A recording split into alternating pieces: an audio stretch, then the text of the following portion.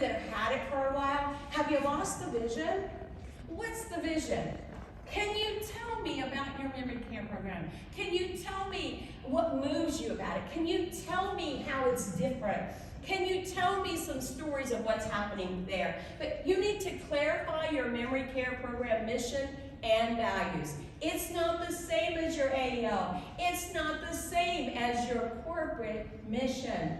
If you don't have a mission for your highest value and revenue producing product, you need to get one, right? You need to get one, and you need to talk about that mission with the staff who has ownership of that neighborhood. You need to set measurable outcomes, right? Quality of life, right? Safety and family satisfaction. These are measurements that we want to use and write down. They may not be 100%, but are you reaching to a higher goal? What is your goal for quality of life or safety? What is that measurement that you want to increase or improve? If you're not looking at what you can improve, you will never get to the top. You will never get to the top because you're not evaluating what you're doing and how you can improve. These things are very, very important. Memory care is a very complex operation. It's very different than AEL. And so we need to understand how much we want to increase family satisfaction. We're not perfect and our business isn't perfect, but we should strive to improve some of those scores and measure ourselves. Gaining leadership, commitment, and clear ownership. This is one of probably my pet peeves. If you are the ED of an AEL memory care and you can't sell your memory care to anyone, you are doing an injustice to your team. It's not the neighborhood in the back. You need to own it. You need to be able to pitch it. You need to be able to sell it. You need to be able to be the rah-rah for your team when you're talking about your memory care product. I have 4 memory care brands, and I can sell you every one of them, right? Because I'm proud of them, and I'm proud of the teams, and you are too. You guys do a good job. But it is really, and I have some old teammates in here, and they will confer with what I'm saying. Oftentimes that staff is obviously in the back geographically of the building, and they may not see the leader or many of the department heads all day long, and they will express that, right?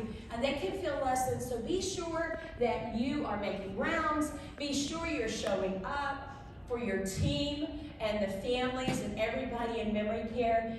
Leadership is going to lead the way for that particular vision. So let's talk about 4 areas, triggers or warnings that might be a warning sign that you need to evaluate your memory care program. And one is high incidence of behaviors. I've talked about that. We know it. Behaviors are a normal occurrence in memory care. Okay?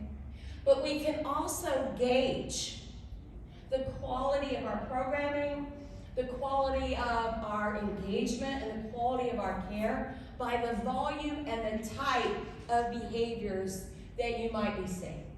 So I never say, oh, they're having a behavior. I say, what is the behavior? What is the frequency of agitation or aggression, wandering, or exit seeking? Okay? And number 1 in the nation right now, and has been since the end of last year, is resident-to-resident altercation. If you are having a ton of resident-to-resident altercation, you need to look at all the areas I showed you before. Residents who are engaged are not going to be fist fighting. Okay? All of these factors can decrease your behaviors. May not eliminate them, but decrease the number of behaviors you're having. And you should be tracking the number of behaviors and the types of behaviors you're having every month, and work with your team, especially your caregivers, to decrease those particular behaviors.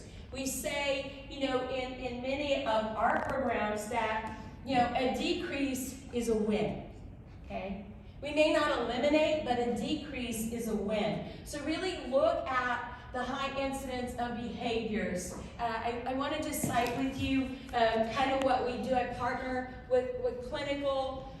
If you're a clinical person, there's going to be a strategy presentation here. But I am able to look at data across the nation, and I look at behaviors. And I can tell you what's happening in a community in California from Naples, Florida, by looking at behaviors, the number of falls, their training compliance, and a bunch of other factors. So you can measure where your program is by just really tracking what those are, the types of behaviors that you're seeing. Lack of engagement, I've talked about that. Residents who are engaged are not doing what? They're not wandering. They're not having sexual activity. They are not, in other people's rooms, right? Typically, they're going to be engaged. So keeping them engaged is going to be extremely important. Unmet basic needs. You really need to look at missed meals, okay? Unkempt appearance. A tattered resident tells me right away when I'm in a neighborhood, there's something not going on correctly here, and I need to take a stand. I can be in a neighborhood 2 minutes and tell you what the issues are, just by looking around. And that's really important. All of you can do that too, because these measures are pretty standard. Incontinence, right, without timely response. We all know there's incontinence. Sometimes in memory care, a very high percentage. But I like to walk around and know that I'm not going to constantly smell an odor, especially on the body of a resident. If I'm standing out a restroom, it's a whole different story. These unmet basic needs tells us that we need to really focus on our memory care program.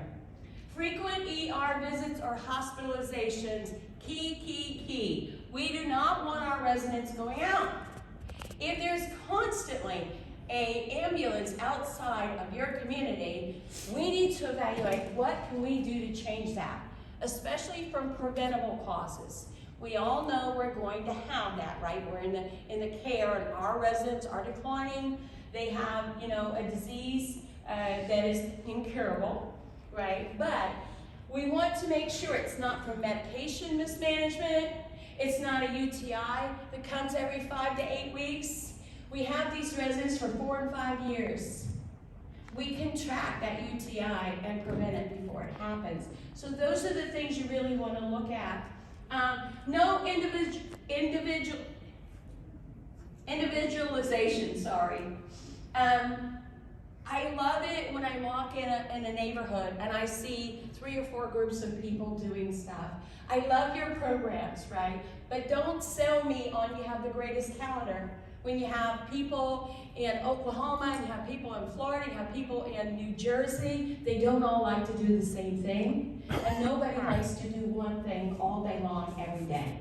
Okay? So really individualize their everything from activities to care plans, right?